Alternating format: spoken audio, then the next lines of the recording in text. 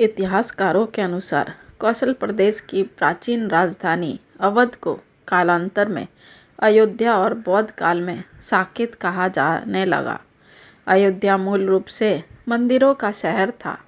हालांकि यहाँ आज भी हिंदू, बौद्ध एवं जैन धर्म से जुड़े मंदिरों के अवशेष देखे जा सकते हैं। जैन मत के अनुसार यहाँ आदिनाथ सहित 5 तीर्थंकरों का जन्म हुआ था। बौद्ध मत के अनुसार यहाँ भगवान बुद्ध ने कुछ माह विहार किया था। अयोध्या को भगवान श्री राम के पूर्वज विवस्वान के पुत्र वैवस्वत मनु ने बसाया था। तभी से इस नगरी पर सूर्यवंशी राजाओं का राज महाभारत काल तक रहा। यहीं पर प्रभु श्री राम का दशरथ के महल में जन्म हुआ था।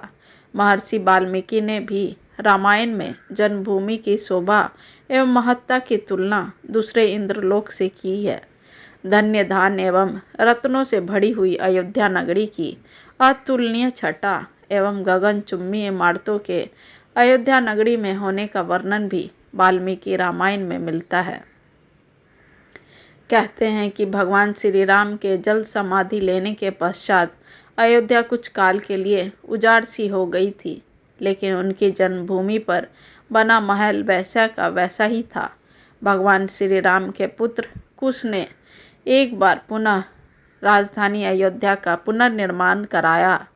इस निर्माण के बाद सूर्यवंश की अगली 44 पीढ़ियों तक इसका अस्तित्व आखिरी राजा महाराजा वृहदल तक अपने चरम पर रहा। कौशल राज वृहदल की मृत्यु महाभारत काल युद्ध में अभिमन्यु के हाथों हुई थी। महाभारत के युद्ध के बाद अयोध्या उजाड़ सी हो गई, मगर श्री राम जन्मभूमि का अस्तित्व फिर भी बना रहा। इसके बाद यह उल्लेख मिलता है कि ईसा के लगभग 100 वर्ष पूर्व उज्जैन के चक्रवर्ती सम्राट विक्रमादित्य एक दिन आखेट करते करते अयोध्या पहुंच गए। थकान होने के कारण अयोध्या में सरयू नदी के किनारे एक आम के वृक्ष के नीचे वे अपनी सेना सहित आराम करने लगे।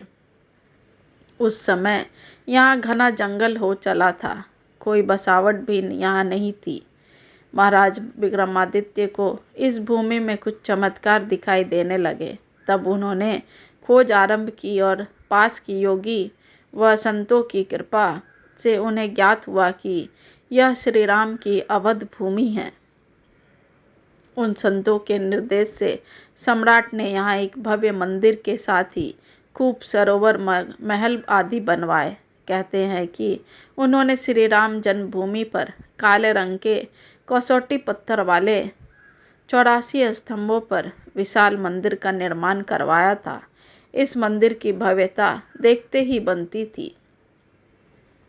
विक्रमादित्य के बाद के राजाओं ने समय समय पर इस मंदिर की देखरेख की। उन्हीं में से एक शुंग वंश के प्रथम शासक पुष्यमित्र शुंग ने भी मंदिर का जीर्णोद्धार करवाया था। पुष्यमित्र का एक शिलालेख अयोध्या से प्राप्त हुआ था, जिसमें उसे सेनापति कहा गया है तथा उनके द्वारा 2 अश्वमेध यज्ञों के लिए किए जाने का वर्णन है। अनेक अभिलेखों से ज्ञात होता है कि गुप्त वंशीय चंद्रगुप्त द्वितीय के समय तथा तत्पश्चात काफ़ी समय तक अयोध्या गुप्त साम्राज्य की राजधानी थी। गुप्तकालीन महाकवि कालिदास ने अयोध्या का रघुवंश में कई बार उल्लेख किया है।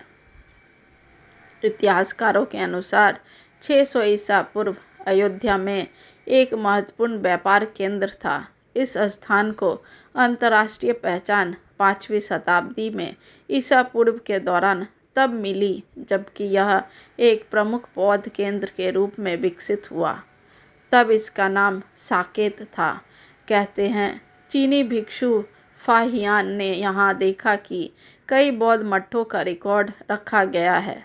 यहाँ पर 7वीं शताब्दी में चीनी यात्री हिंद उसके अनुसार यहाँ 20 बौद्ध मंदिर थे तथा 300 भिक्षुक रहते थे और यहाँ हिंदुओं का एक प्रमुख और भव्य मंदिर भी था, जहाँ रोज हजारों की संख्या में लोग दर्शन करने आते थे। इसके बाद ईसा की 11वीं सदी में कन्नौज नरेश जयचंद्र आया, जो उसने मंदिर पर सम्राट विक्रमादित्य के प्रशस्ति शिलालेख को उखाड़कर अपना नाम लिखवा दिया। पानीपत के युद्ध के बाद जयचंद का भी अंत हो गया। इसके बाद भारतवर्ष पर आक्रांताओं का आक्रमण और बढ़ गया।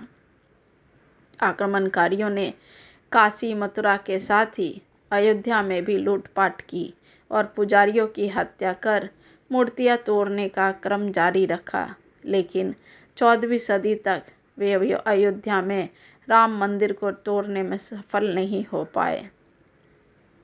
विभिन्न आक्रमणों के बाद भी सभी झंझावटों को झेलते हुए श्री राम की जन्मभूमि पर बना भव्य मंदिर 14वीं शताब्दी तक बचा रहा। कहते हैं कि सिकंदर लोदी के शासनकाल के दौरान यह मंदिर मौजूद था। 14वीं शताब्दी में हिंदुस्तान पर मुगलों का अधिकार हो गया और उसके बाद ही राम जन्मभूमि एवं अयोध्या को नष्ट करने के लिए कई अभियान चलाए गए। अंततः 1527-28 में इस भव्य मंदिर को तोड़ दिया गया और उसकी जगह बाबरी ढांचा खड़ा किया गया। कहते हैं मुगल साम्राज्य के संस्थापक बाबर के एक सेनापति ने बिहार अभियान के समय अयोध्या में श्री राम के जन्म स्थान पर स्थित प्राचीन और भव्य मंदिर को तोड़कर एक मस्जिद बनवाई थी, जो 1992 तक विद्यमान रही। बाबरनामा के अनुसार 1528 में अयोध्या पड़ाव के दौरान बाबर ने मस्जिद निर्माण का आदेश दिया था। अयोध्या में बनाई गई मस्जिद में खुदे 2 संदेशों से इसका संकेत भी मिलता है। इसमें एक खास तौर से उल्लेखनीय है। इसका सार है, जन्नत तक जिसके न्याय के चर्चे हैं, ऐसे महान शासक बाबर के आदेश पर दयालु मीर बकी ने फरिश्तों की इस जगह को मुकम्मल रूप दिया है। हालांकि यह भी कहा जाता है कि अकबर और जहांगीर के शासनकाल में हिंदुओं को यह भूमि एक चबूतरे के रूप से सौंप दी गई थी, लेकिन क्रूर शासक औरंगजेब ने अपने पूर्वज बाबर के सपने को पूरा करते हुए यहाँ भव्य मस्जिद का निर्माण कर उसका नाम बाबरी मस्जिद रख दिया था।